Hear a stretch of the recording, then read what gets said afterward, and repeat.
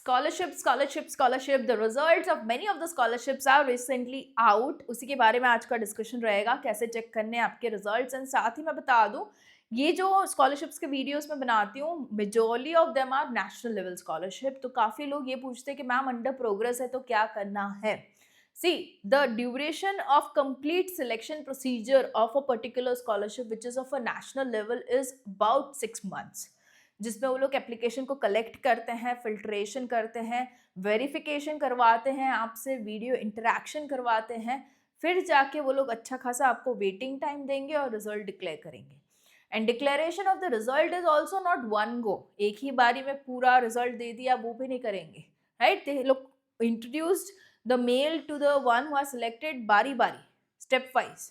Okay, आज मान लीजिए अगर वो लोग पूरे इंडिया से 1000 को सिलेक्ट करने वाले, तो आज के दिन में दिल mail to 50 students initially who got selected finally, उसके बाद दूसरे दिन और 50 and so on and on, right. So आज हम देखेंगे पूरा चेक कैसे करना, आपका रिजल्ट कहाँ से चेक करना, एंड जहाँ से मैं दिखा रही हूँ वेबसाइट से चेक करना, उसके पे you don't lose your hope कि चलो इसका रिजल्ट आ गया, मेरा तो हुआ नहीं, उसमें भी नंबर्स इंक्रीज होते हैं। ओके, इनिशियली अभी जितने सिलेक्ट हुए उतने नंबर फ्लैश होंगे, उसके अलावा the one who are getting selected every day the number will increase, so there are chances of you getting this selection. Okay, so don't lose hope. Secondly, एक और doubt आ रहा है students का कि अगर मैम एक स्कॉलरशिप मिल गई जो कि प्राइवेट है, तो दूसरी गवर्नमेंट को क्या मैं ले सकता हूँ, और vice versa. On going government scholarship है तो मैं प्राइवेट को ले सकता हूँ क्या। ओके, सो इसका मैं आंसर इस तरीके से दूंगी, क्योंकि मेरे लास्ट 3-4 ईयर्स के एक्सपीरियंसेस के बेसिस पे मैं कह सकती हूँ, अगर आपको दोनों ही एंड से अप्रूवल मिल जाता है तो आप बिल्कुल ही दोनों स्कॉलरशिप को कंटिन्यू कर सकते हो। लाइक मेरे एक ही स्टूडेंट को पिछले ही साल दोनों private companies, that is HDFC bank and Reliance के द्वारा स्कॉलरशिप मिल गई थी, एंड उन्होंने बकायदा परमिशन ली दोनों एंड से। मतलब कि HDFC वालों को पूछा क्या मैं रिलायंस को ले सकता हूँ आपके साथ ही साथ, एंड रिलायंस वालों को पूछा क्या मैं HDFC ले सकता हूँ आपके साथ ही साथ, एंड दोनों अग्रीड कि हाँ आपके एक्सपेंसेस ज़्यादा हैं तो you can continue with both the scholarship. तो होगा क्या, परमिशन अगर आपको दोनों एंड से मिल जाएगी तो आप पे कोई लीगल एक्शंस नहीं हो सकती, you can show the mail of the permission, right. Otherwise अगर इन केस उनके टर्म्स एंड कंडीशन ज़्यादा ही स्ट्रिक्ट है which doesn't allow student to take 2 scholarships, तो हो सकता है अगर उनको पता चल गया कि आपकी दूसरी स्कॉलरशिप्स भी ऑन गोइंग है, तो there are chances they will take back the money they have given, आपको बोलेंगे रिटर्न अवर फंड्स, ये हो सकता है। ओके, तो मेक श्योर अगर आपको ऐसा है कि एक्सपेंसेस ज़्यादा हैं, मुझे 2 से ज़्यादा भी स्कॉलरशिप चाहिए हैं, you take the prior permissions, and it's absolutely easy and a straightforward thing to do this. It's nothing wrong, because जिससे आप परमिशन ले रहे हो उनको भी पता है आप इसलिए स्कॉलरशिप के लिए अप्लाई कर रहे हो क्योंकि कहीं ना कहीं फंड्स की कमी है।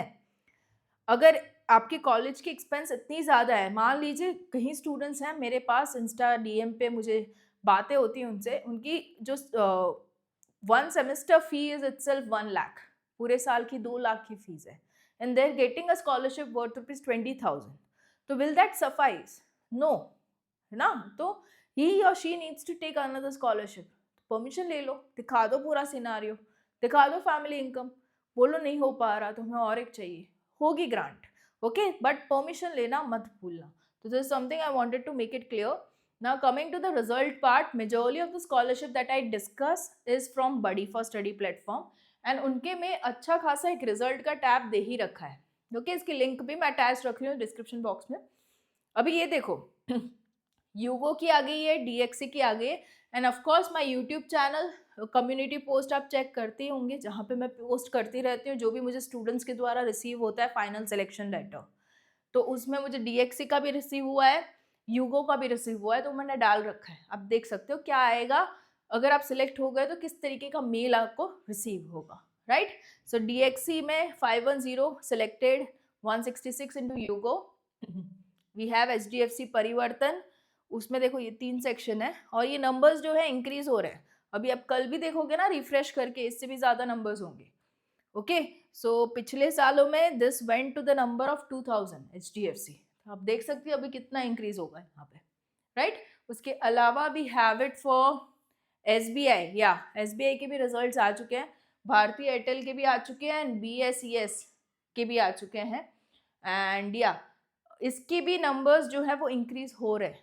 सो they are going to give many other students SBI वाले, but they are filtration process is on, right. तो आपको चेक कैसे करना है? If you are thinking of getting selected to DXC, go to DXC and यहाँ पे अपना application number डालिए. या तो अगर आपको मोबाइल नंबर से सर्च करना है तो मोबाइल नंबर डालिए, या तो डालिए अपना ईमेल आईडी, ठीक है, और सर्च डालिए. अगर आपका नाम सिलेक्शन में होगा तो यहाँ पे फ्लैश हो जाएगा.